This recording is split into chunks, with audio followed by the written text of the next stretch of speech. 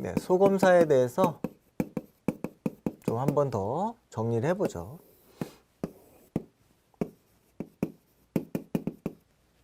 언어성, 동작성. 이 내용도 이제 제가 계속 반복하는 내용들은 여러분들이 이제 꼭 기억을 해 두셔야 됩니다. 그래서 언어성 소검사에 이제 6가지, 동작성 소검사에 5가지가 있다. 어휘, 공산, 지수다. 그 다음에 동작성 검사에 빠, 차, 토, 모, 바꿔다. 네, 기억을 해 두시면 되겠고요. 이제 순서는 조금 교재랑 좀 다르지만은 이제 외우기 위해서 그렇죠? 어휘, 이해, 공통성, 산수, 지식. 요거는 이제 기본 지식, 뭐 상식이라고도 얘기를 합니다. 그 다음에 숫자, 이런 내용들이 있고요. 그 다음에 동작성 소검사에 빠진 곳 찾기, 차례 맞추기, 토막 짜기, 모양 맞추기, 바꿔쓰기. 이렇게 이제 5가지의 소검사가 있다. 여기 이제 언어성 소검사, 요것들은 이제 결정성 지능과 연관되어 있다. 결정성. 그 다음에 동작성 소검사는 유동성. 영어도 하나 알아두시죠. G, F. 여기는 이제 GC다. 이렇게 기억하시면 되겠고요. 언어성 소검사, 그 다음에 동작성 소검사가 있다. 그러면 이제 각각의 소검사에 대해서 이제 좀 살펴볼 텐데요. 밑에 이제 심화학습에 있는 내용들 좀 살펴보겠습니다. 이게 무엇인가, 어떤 그 내용으로 측정을 한단 말인가, 이런 걸 좀 알 필요가 있겠죠. 언어성 소검사의 이제 기본 지식이 처음에 나오고 있는데요. 개인이 갖고 있는 기본 지식의 정도, 기본 지식의 정도를 이제 측정한다, 이렇게 나와 있죠. 예를 보시면, 네, 운명 교향곡을 작곡한 사람은 누구입니까? 이런 거 이제 물어본다는 거죠. 그래서 그걸 상식적인 부분들이 있냐 없냐. 물론 이제 이게 단계별로 조금씩 어려워지고 뒤쪽으로 가면 이제 굉장히 어려운 부분들이 있습니다. 그래서 이런 부분들이 이제 기본 지식을 측정한다, 이렇게 이야기할 수 있고요. 개인이 가지고 있는 기본 지식, 그렇죠? 개인의 기본 지식.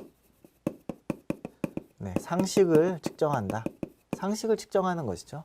이 상식이라는 것은 결국에 우리가 많은 경험 또는 이제 많은 학습을 통해서 우리가 개발할 수 있는 것이죠. 그래서 이 언어성 지표에 들어가 있다, 이렇게 기억하시면 되겠고요. 숫자 외우기가 있는데요. 숫자 외우기. 네, 숫자 외우기는 이렇게 불러주는 겁니다. 이 숫자를 1, 2, 3, 4. 그러면 똑같이 따라서 1, 2, 3, 4 이렇게 이제 부르는 것이죠. 예를 보시면 5, 3, 1, 4, 9 이렇게 하면 똑같이 따라서 5, 3, 1, 4, 9 요것들을 이제 들어가지고 기억해가지고 얘기하는 것이죠. 그래서 이 산수 문제는 그 숫자 외우기는 청각적 단기 기억력, 그 다음에 주의력을 측정하는 검사다. 불러주면 기억해가지고 얘기하는 것이죠. 들어가지고 듣고 따라하기, 듣고 따라하기. 얘는 청각 단기 기억. 그러려면 집중력 필요하겠죠. 잘 들어야 되니까요. 청각적으로 잘 듣고 얘기를 할 수 있어야 되니까. 그래서 청각 단기 기억과 집중력을 측정한다, 이렇게 기억하시면 되겠고, 이게 이제 언어성에 들어가 있다. 언어성에 들어가 있다. 이것들이 이제 말로 하는 것이기 때문에 이제 언어성에 들어가 있다, 이렇게 기억하시면 되겠습니다. 그다음에 그 교재에 이제 어휘 문제가 나오고 있죠. 어휘 문제. 어휘 문제는 목도리, 망각하다 이런 것들을 물어보면 그것들이 무엇인지를 대답하도록 되어 있는 그런 문제가 되겠습니다. 그래서 학습 능력,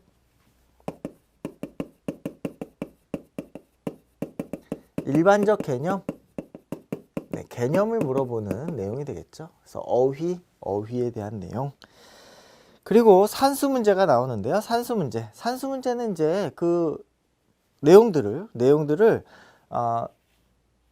수리적으로 이제 결과값을 내놓는 것이죠. 그래서 예를 들어 보시면 사과 4개에 사과 5개 더하면 모두 몇 개입니까? 그래서 수 개념을 일단 기본적으로 물어보는 것이고, 그다음에 이것도 이제 집중력이 필요하다. 왜냐하면 불러주는 것이기 때문에 그렇습니다. 불러주는 것이기 때문에 수 개념을 일단 기본적으로 암산을 할 수 있어야 되겠죠. 그리고 이제 집중력. 그래서 특히 이 산수와 관련된 내용들은 이제 수학 학습, 수학 학습 능력과 이제 굉장히 많이 연관이 되어 있다. 이렇게 얘기를 하고 있고요. 그래서 산수의 어떤 그런 소검사 내용들 살펴볼 수가 있겠고요. 그 다음에 이해 문제는 일상 경험의 응용력이나 윤리적 판단 능력을 측정한다. 이렇게 얘기하고 있는데 예를 보시면 어떤 문제냐면 옷은 왜 빨아입습니까? 이렇게 물어보는 것이죠. 네.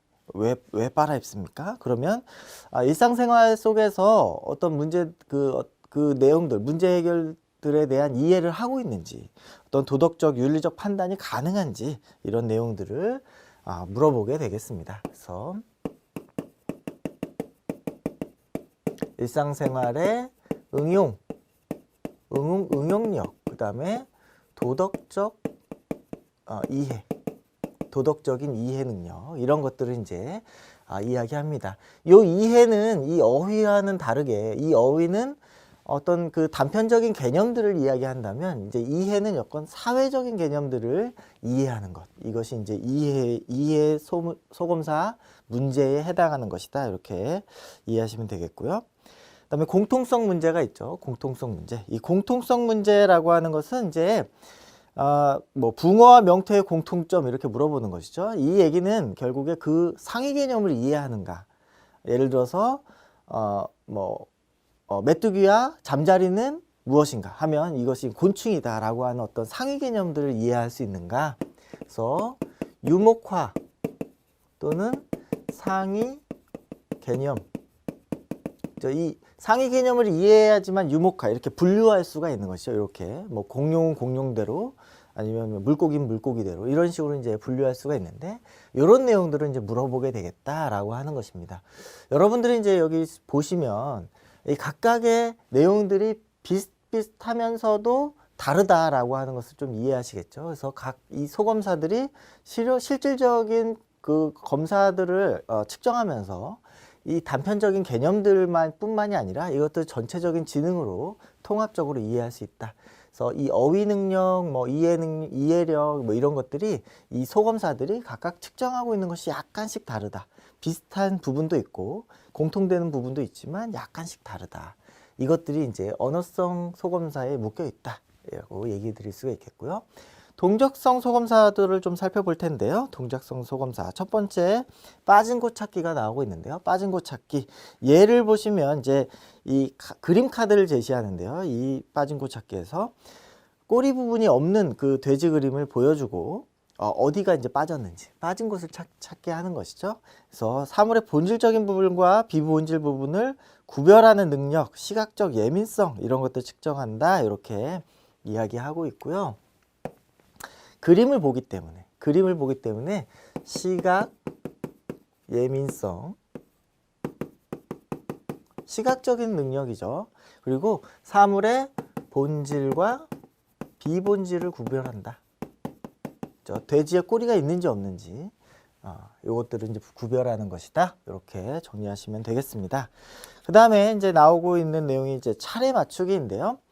차례 맞추기는 예를 보시면 이 그림을 보여주고 인부가 집을 짓고 있는 이야기인데 순서가 잘못되어 있다. 그럼 순서를 이야기가 맞는 대로 배열해봐라 라고 하는 것입니다. 그래서 전체 상황에 대한 이해, 그죠? 이것도 역시 이제 시각을 통한 내용이 되겠고요. 시각 능력이 되겠고 전체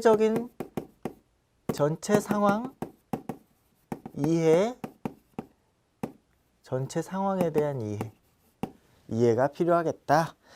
계획 능력 이런 것들을 측정한다. 순서들을 배열하기 때문에 순서를 배열하는 것이기 때문에 계획 능력. 시각적인 추론 능력 이렇게 좀 얘기를 하기도 합니다. 그 다음에 이제 토막짜기가 나오는데요. 시각 구성 능력, 그 다음에 시각 운동 협응 능력이다. 이렇게 얘기하는데요. 요거는 이제 이런 큐브 같은, 이렇게 한쪽은 빨간색, 한쪽은 하얀색이 칠해져 있는 큐브를 가지고 그림을 통해서 그것들을 이제 맞춰 나가는 겁니다. 그렇기 때문에 시각 운동 협응 능력이다. 이렇게 이야기하는데요. 이 얘기는 뭐냐면 눈으로 보고 그것을 손을 통해서 만들 수 있는가를 보는 것이죠. 그래서 눈으로 봐서 그것들을 이해했다고 하더라도 손으로 그걸 조작하기가 어려운 그 내담자가 있을 수 있겠죠. 그런 사람들이 있을 수 있겠죠. 그래서 시각운동 협응 능력을 본다. 네 번째는 이제 모양 맞추기가 있는데요. 모양 맞추기. 시각 능력과 재구성 능력을 알아본다. 시각 운동 협응 능력을 측정한다. 이렇게 얘기를 하고 있고, 피검자는 배열된 여러 조각들을 이용해서 올바른 모양으로 만들어야 된다. 그죠? 약간 퍼즐과 같은 그런 내용이 되겠죠. 그래서 배열될 내용들을 이용해서 모양을 만들어야 되기 때문에 이것도 역시 이제 시각 운동 협응 능력이 필요하겠죠. 이 토막짜기에서는 구성 능력, 구성 능력을 더 많이 보고, 그 다음에 모양 맞추기에서는 재구성 능력, 뭐 비슷한 내용인데요. 이렇게 이제 비슷한 어떤 그 내용을 가지고 얘기할 수 있다. 아무래도 얘는 그 토막짜기는 손을 가지고 조작하는 것, 그 동작성들을 좀 더 많이 얘기할 수 있겠죠. 모양 맞추기는 이런 뭐 그 내용들은 이제 거기도 운동 능력이 또 더 포함되긴 하겠지만 비슷한 내용이지만 다른 차원의 내용들을 가지고 얘기를 하겠다. 다섯 번째 이제 바꿔쓰기가 있는데요. 바꿔쓰기는 이제 뭐 부호화시키는 그런 내용과 이제 굉장히 많이 닮아 있습니다. 예를 들어서 1을 의로 표현해라. 그러면 1 나오면 의로 표시하고 2 나오면 오로 표시하고, 그래서 1, 2가 나오면 의, 오 이런 식으로 이제 바꾸냐라고 하는 것이죠. 그래서 단기 기억 능력과 민첩성들을 그 다음에 민첩성들을 표현한다. 이것들은 이제 속도와 관련되어 있는 것이죠. 속도. 그래서 바꿔 쓰는 것들을 굉장히 빨리 바꿔 쓸 수 있는가라고 하는 거. 그래서 이러한 능력들을 우리가 이제 측정하게 되겠다라고 하는 것이 이제 바로 이 소검사들이 가지고 있는 특징들입니다. 그래서 요 내용들이 이제 이후에 뭐 3판, 그 다음에 4판이 개정이 되면서 약간씩 바뀌지만은 소검사 내용들이 대체적으로 유사하게 끌고 가기 때문에 기본적으로 오리지널 판에 있는 소검사 내용들을 기억하고 계시면 여러분들이 4판에 가서 이 내용들을 반복하는 그런 내용들이 있겠습니다. 네, 이제 소검사 내용들 좀 살펴보았고요. 네, 5번에 이제 해석 방식에 대한 내용들 좀 살펴볼 텐데요. 교재 내용들 좀 먼저 살펴보겠습니다. 해석 시 일반적인 주의사항 이렇게 나와 있고요.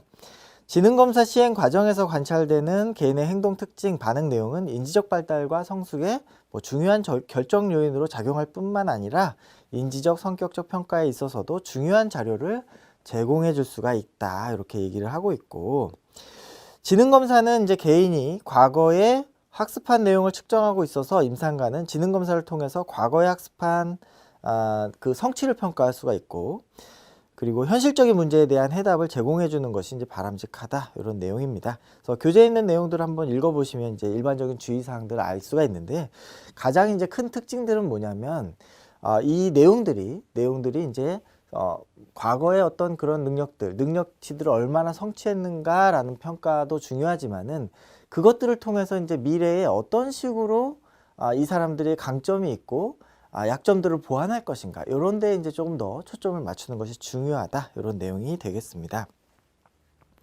그러면 어떻게 이제 분석할 것인가? 여기에 우리가 이제 분석 내용들을 좀 정리해 볼 필요가 있는데요.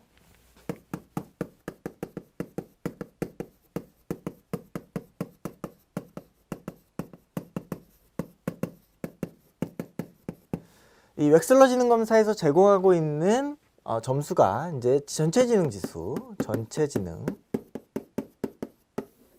그리고 언어성 IQ, 그죠? 그 다음에 동작성 IQ, 이렇게 이제 제공이 된다라고 얘기를 하고 있고, 그렇다면 이제 전체 지능 지수를 이제 먼저 볼 필요가 있겠죠. 전체 지능 지수는 어떤 소검사의 점수보다 신뢰로운 점수다. 이게 전체적으로 다 모아놓은 점수이기 때문에 그래서 전체 지능 지수, 그 다음에 지능 수준, 백분위, 그 다음에 오차 범위에 따라서 기술한다.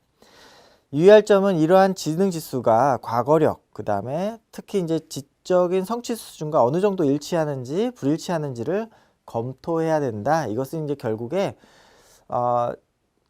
어떤 사건 또는 어떤 그 질병을 통해서 지금 현재의 지능과 병 전의 지능을 우리가 확인할 필요가 있다라고 하는 것이죠. 만약에 지능 수준의 자체는 매우 우수하지만은 학업 성적이나 지적 성취가 매우 제한된 수준이라면 그 이유도 이제 밝힐 필요가 있다라고 하는 거 필요하겠습니다. 전체 지능 지수를 이해할 때 첫 번째로 전체 지능 지수 기수라는 게 필요하겠고요. 전체 지능 지수가 어느 정도 수준에 있는지, 뭐 상위 몇 %인지, 백분위, 그 다음에 그것이 갖고 있는 의미들, 이런 것들 좀 확인할 필요가 있겠고, 현재 지능과 병전 지능들을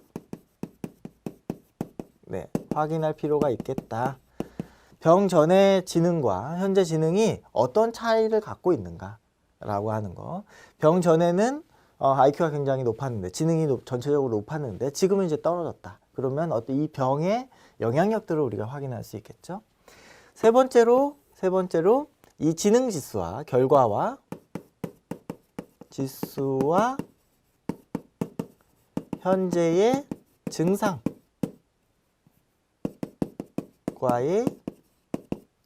관련성들을 우리가 이야기할 필요가 있겠다.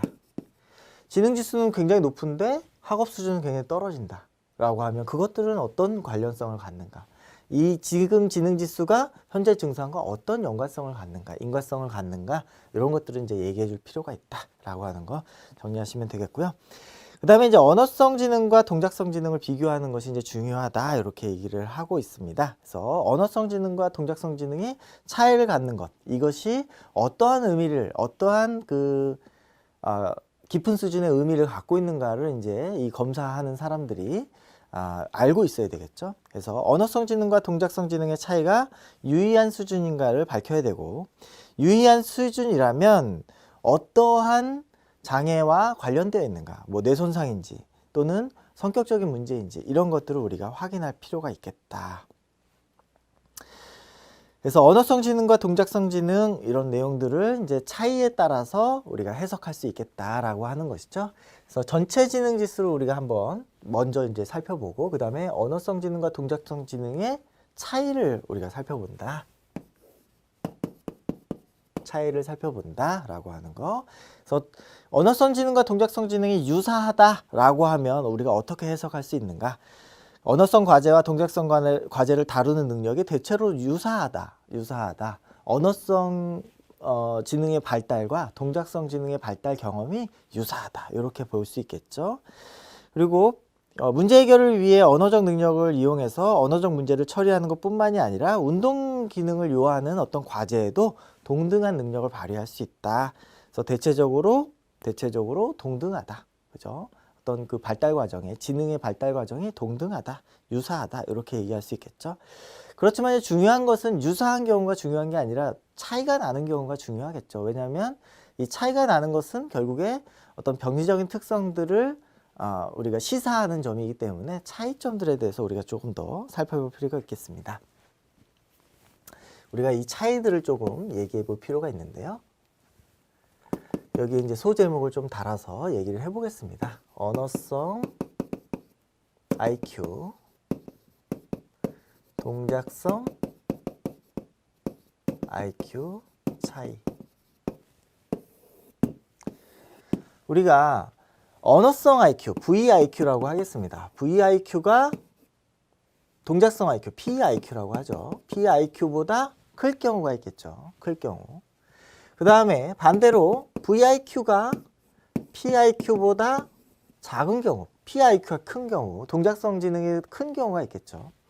그럴 경우에 어떤 의미를 갖는가가 중요하겠습니다. 그래서 언어성 지능이 높다. 언어성 지능이 이제 차이가 많이 난다는 것이죠. 뭐 이렇게 오차 범위 안에서 차이가 아니라 굉장히 좀 많이 차이 난다. 예를 들어서 뭐 15점 이상 또는 25점 이상 이렇게 차이 난다 라고 할 때 이것들을 우리가 어떻게 해석할 것인가. 첫 번째로 어떠한 그 언어성 능력에 있어서 굉장히 뛰어나다. 반대로 얘기하면 동작성 지능이 손상되었을 가능성, 뇌 기질상의 동작성 능력의 손상 우리가 예상해 볼 수가 있겠다.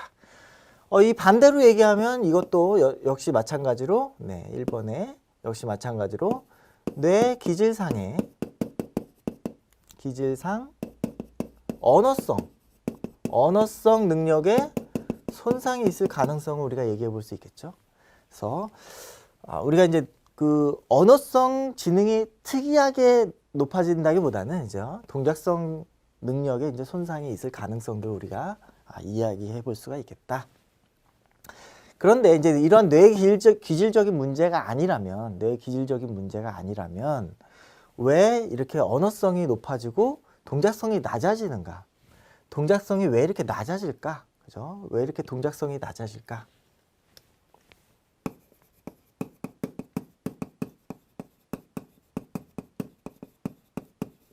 동작성이 낮아지는 이유가 무엇일까? 첫 번째, 강박적인 성향. 강박적인 성향. 강박적인 성향에 있는 그 사람들은, 그런 내담자들은 주로 이제 주지화와 관련되어 있는 방어기제를 많이 사용하기 때문에